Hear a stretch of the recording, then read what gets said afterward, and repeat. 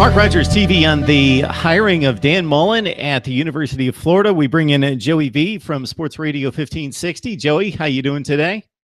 Hey, Mark, how's it going? Thanks for having me on. Going pretty well. I appreciate you jumping on board to give us some insight into this hiring. You just came from the news conference. Your thoughts about what Dan Mullen had to say about taking this job. He loved it at Mississippi State, but this has to be basically a destination job for him. Yeah, it is. I mean, the word dream job came up about, I don't know, 5 or 6 times during the press conference. And, I just couldn't be more ecstatic to actually see a Florida coach want to be here. It's been a while since we had a coach, that actually wanted to be at the University of Florida. But, like I said, when he said that he was growing up, in the 90s as a teenager, and in watching Steve Spurrier, in the early 90s throw the visor and, be on the sidelines for the Gators, up in New Hampshire, he just shows you that he really, really wants to be here at the University of Florida. And I think that was probably the most important thing for Scott Strickland when he brought him in. Obviously, we talked about, Chip Kelly ad nauseum for the last 2 weeks, and Chip Kelly didn't want to be here. So if Chip Kelly didn't want to be here, then, Florida doesn't want Chip Kelly either. So it's great to have somebody here that left, a pretty extremely stable job for a job like Florida, which anything could happen. So that just goes to show how much he really wanted to be here. And all reports were that Tennessee had contacted him and maybe another school or two, and he told them that he was waiting for the University of Florida. So that was really good to hear. I love some of the plans that he laid out for what he's going to do, especially in the strength and conditioning program.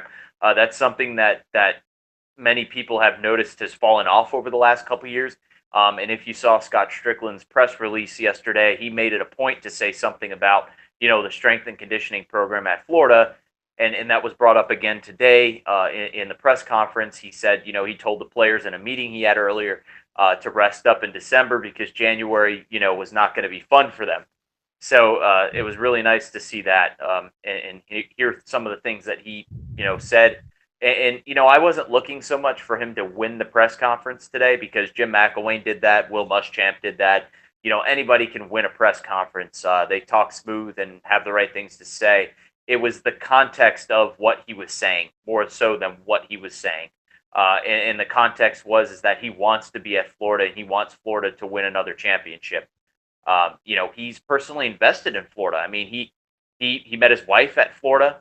They got married in 2005. His wife was working for the Golf Channel in Orlando, and he loves Florida. And it was really good to hear some of the things that he had to say about his time here. Talked about former quarterbacks that he's coached. Alex Smith, he's still in touch with. Obviously, Tim Tebow, Dak Prescott.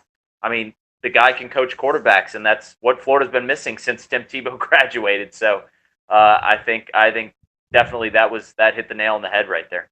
Amen to that on the quarterback front. I'm sure Gator fans are pleased to hear that. They heard the same thing with Jim McElwain, but I'll make the distinction here, Joey, and I'm sure that you're all over this line of thinking in regards to, so Will Muschamp, a decent hire. Jim McElwain, they certainly had coaching experience and did it at a high level in a position. But with McElwain, it was offensively, Muschamp defensively. Neither one of them did it at this level in the Power Five as the head man. McElwain, obviously, at Colorado State in the group of five.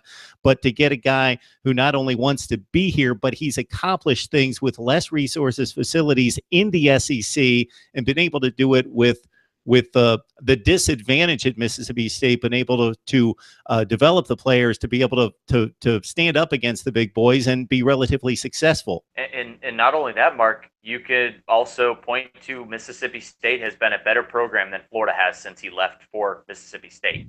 Mississippi State has more wins than Florida has in that time frame. Mississippi State has more bowl appearances, more bowl victories, has been ranked more than Florida has in that time span. So these are all things that he's done better at Mississippi State than Florida's done for Florida in the guys like Muschamp and McElwain.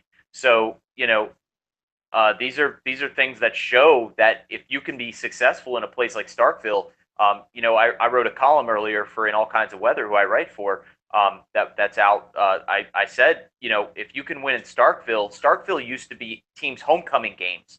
I don't know if you remember, Mississippi State went through a 4-year stretch where they won a total of 6 games in 4 years, or 6 or 7 games in 4 years. I mean, that's crazy. Mississippi State was a homecoming game on everybody's schedule. They were the doormat of the SEC, not Vanderbilt. And he took a place over and won more games than any coach has ever won in that program's history. That's got to say something. Like you said, the recruiting disadvantages. You're recruiting against Gus Malzahn, Kevin Sumlin, Nick Saban, obviously. Les Miles. Up until last year. So these are guys you're going against in your own division. These are Les Miles and Nick Saban are Hall of Fame coaches, and in Gus Malzahn, obviously the jury's still out. He could win another national championship this year, like he did as an offense coordinator at Auburn.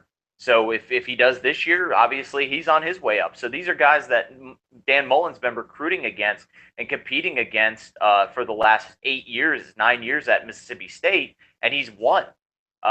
People point to the record against ranked opponents.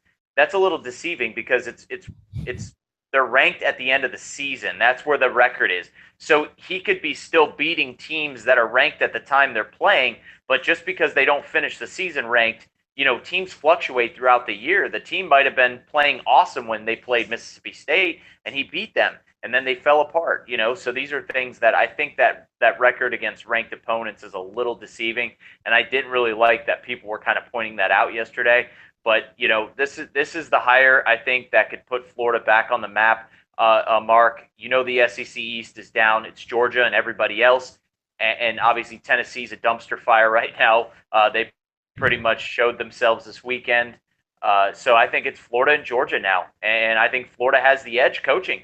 I think Dan Mullen's a better coach than Kirby Smart. He's proven it. I'm on board with the analysis of the rankings record. I'm going to guarantee that 2/3 of those games were against the SEC Western Division, and you just outlined the disadvantage he had in regards to recruiting base and resources and tradition there at Mississippi State versus the likes of LSU, Auburn, Alabama, and the rest of them. Joey V from Sports Radio 1560 dropping by to help us break down the Dan Mullen hiring. Joey, I know you've got a ton going on. I appreciate you bringing your perspective with so much going on right now. Thanks, Mark. I appreciate it. Thanks for having me on, and happy belated Thanksgiving to you and everybody out there. And I look forward to possibly talking with you before Christmas. We'll talk about the bowl games.